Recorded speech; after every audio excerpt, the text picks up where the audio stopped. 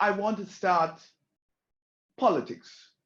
Politics is about who makes decisions in whose interests.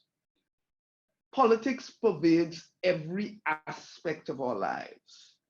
In national politics, the formal political priorities determine national policy in every sphere. Power relations and values underpin economic policy and social and environmental outcomes. What are our values and goals? Who matters?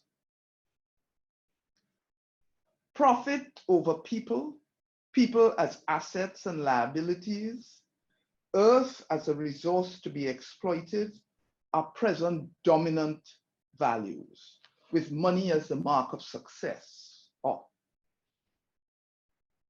In the immediate post-independence period, the goal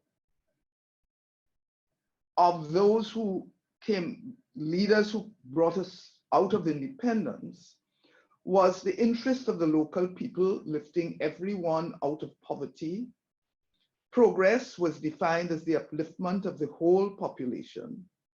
And the role of the state, the values underpinning that group was that, and the general consensus was that the state was to serve people, lifting them from poverty and exploitation. This was in opposition to the colonial agenda, where politics and economics was designed to serve the foreign and local elite. So we saw, coming out of that value shift, of emphasis on free primary education, extended later to secondary education, affordable housing, healthcare, job creation, public transport being core goals of the political agenda. And in the economic agenda, creating greater equity, as I said, job creation, and really an economy and polity in service of the people. However, I would say even, you will hear more of this when you come to session 4 with Peggy. But I would say even in this context, in which the leaders like Williams, Barrow, Manley were characterized as democratic socialists, emphasizing education for all, welfare, subsidies for the poorest, affordable health services, etc. Gender bias was evident. And I saw this, we saw this very explicitly with Manley, who was one of the most sort of clear in terms of his self-characterization of as a democratic socialist, introducing a minimum wage policy when he just came in the early 70s, which was going to exclude domestics. And I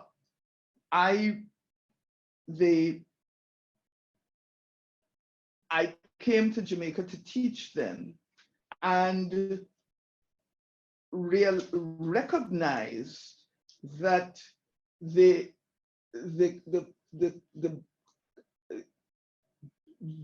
value base that, well, and the perception, the domestics who at that time constituted over 60% of the female workforce were taken care of because they got food, housing in the home, even though they were paid minuscule wages, the policymakers were blind to that, and the society was blind to that. So it was in that context, what I did was to get together a group, and we designed a surveyed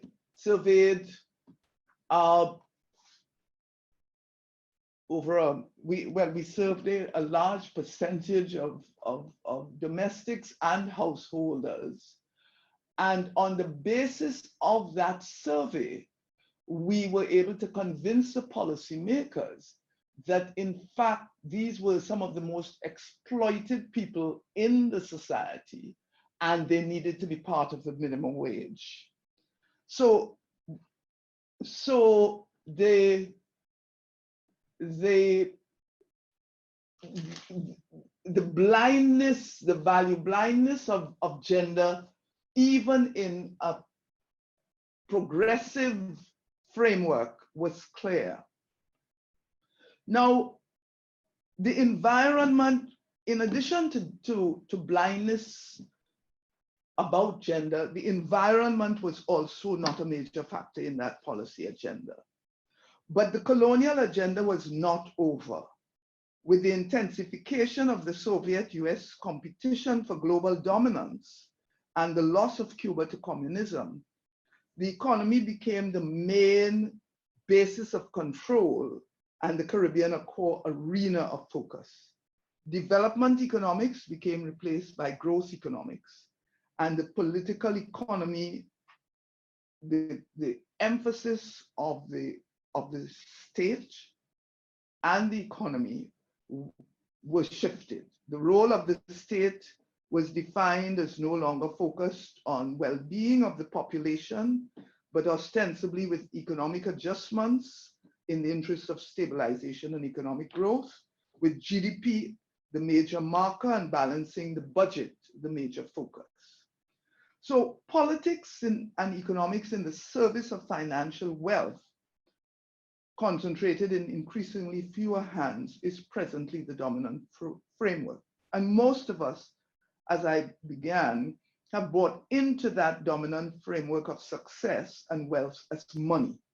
So unless we unpack this value base propelling political and economic policy and the degradation of the environment, all the progress and gains of the post-colonial period and the women's movement, including the Beijing Platform, CEDAW, and other instruments, legislative gains and progress will be undermined.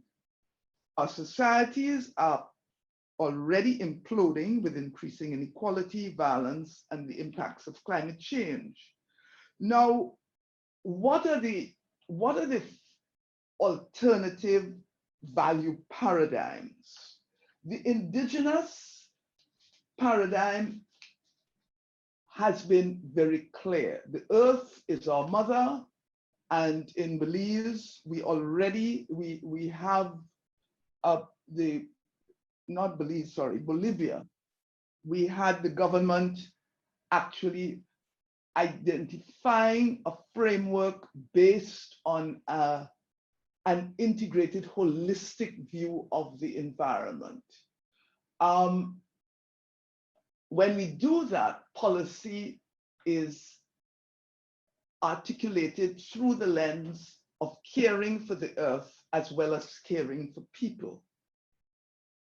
We find in New Zealand with a female government, we find also an emphasis on gender equality in infusing their policy framework.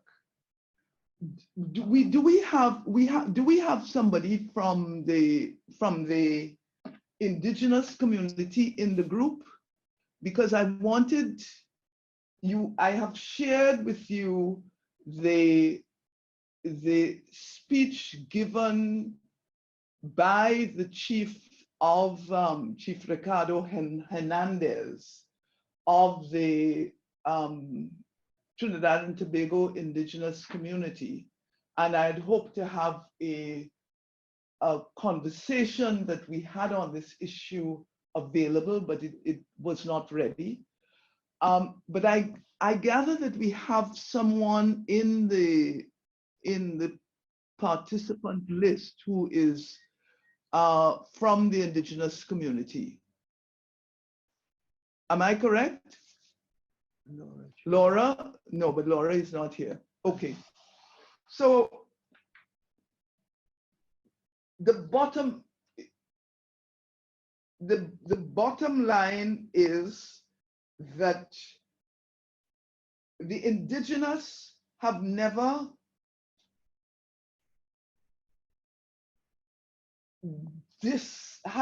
seen the earth as an asset to be exploited. They have seen, as I said, the earth as the source of our land, the source of our well-being, our home, the water, the sun, all of these elements being seen as absolutely core to our spiritual and physical well-being, and so that development was not one sphere.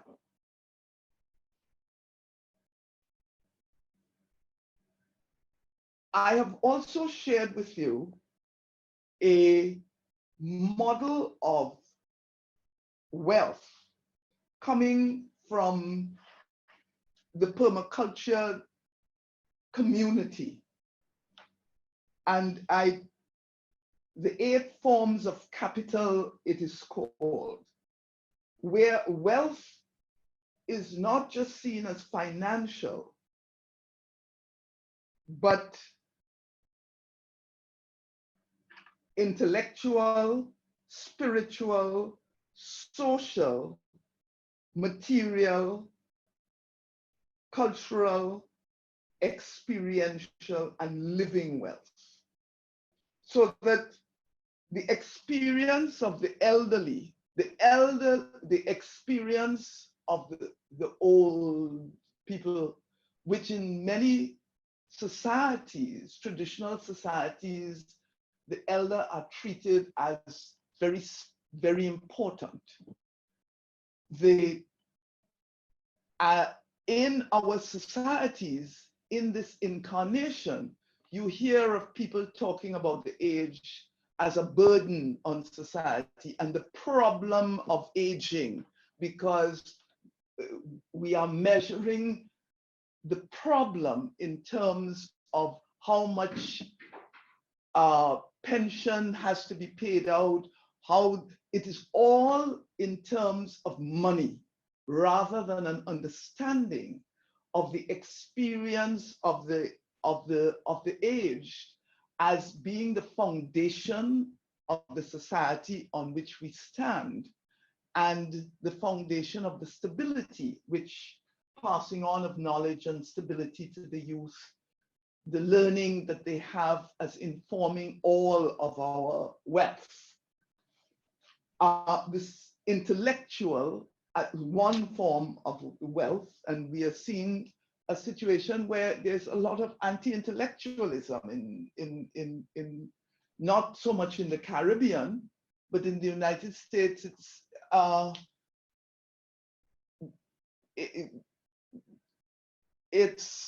there's sometimes the suggestion that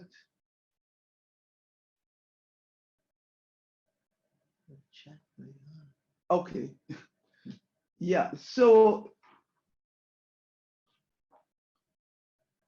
we are, and we sit in meetings where we hear these conversations, but there is no value foundation which gives us the sense that we can actually challenge these perceptions as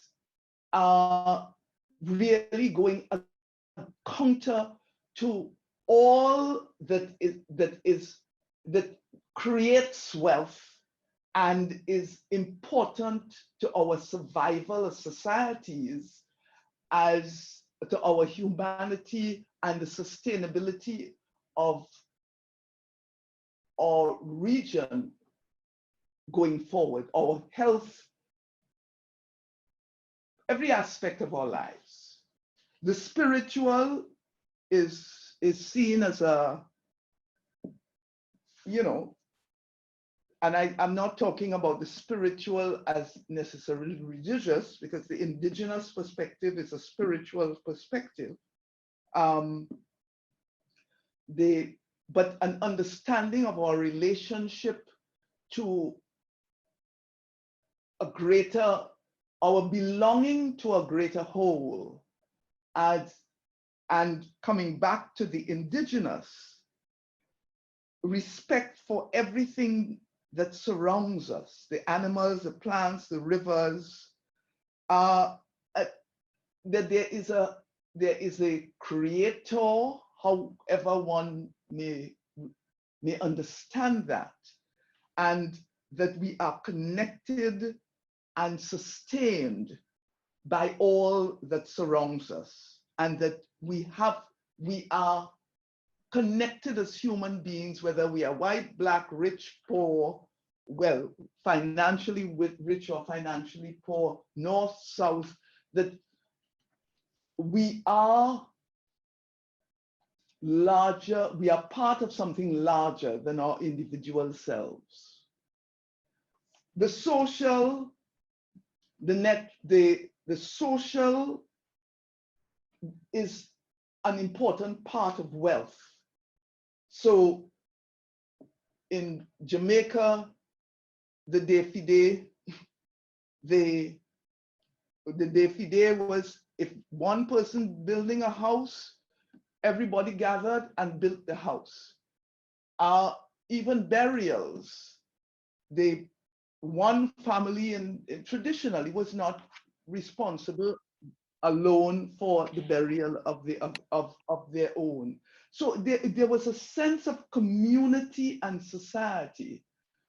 Parents, grandparents supporting, community supporting the upbringing of a child, which we understood even in our early our early phases as important, but now no longer see those as important.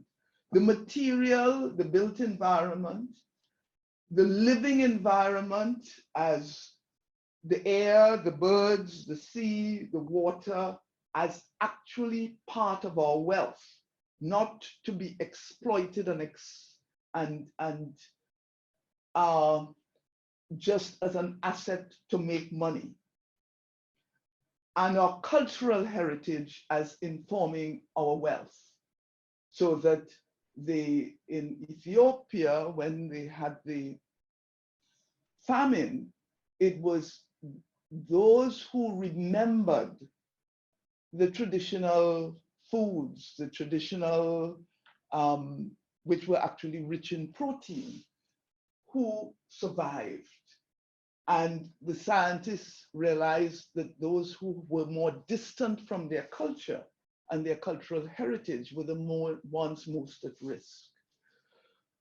The financial, as you see in this model of 8 forms of capital,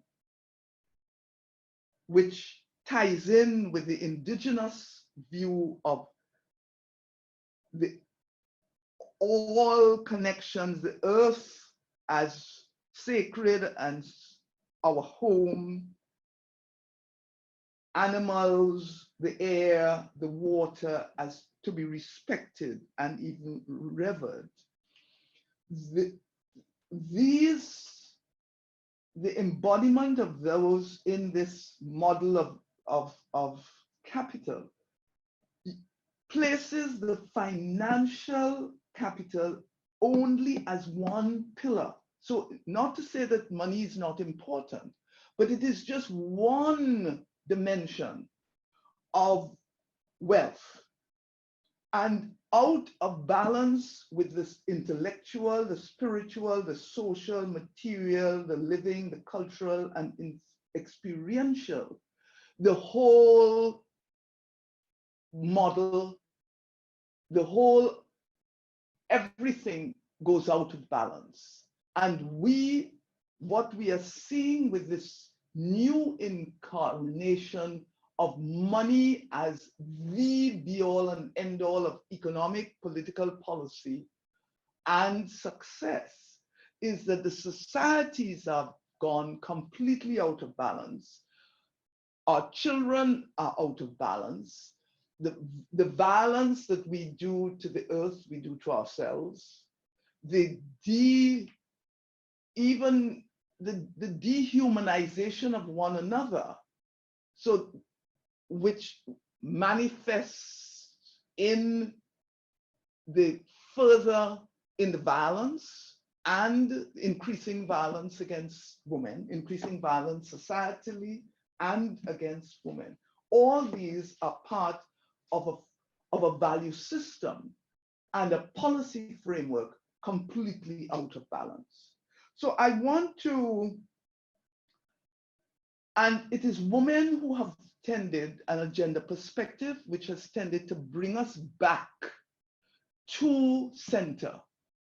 So the Dawn framework brought us back to center. Women in the Caribbean tried to bring us back to center.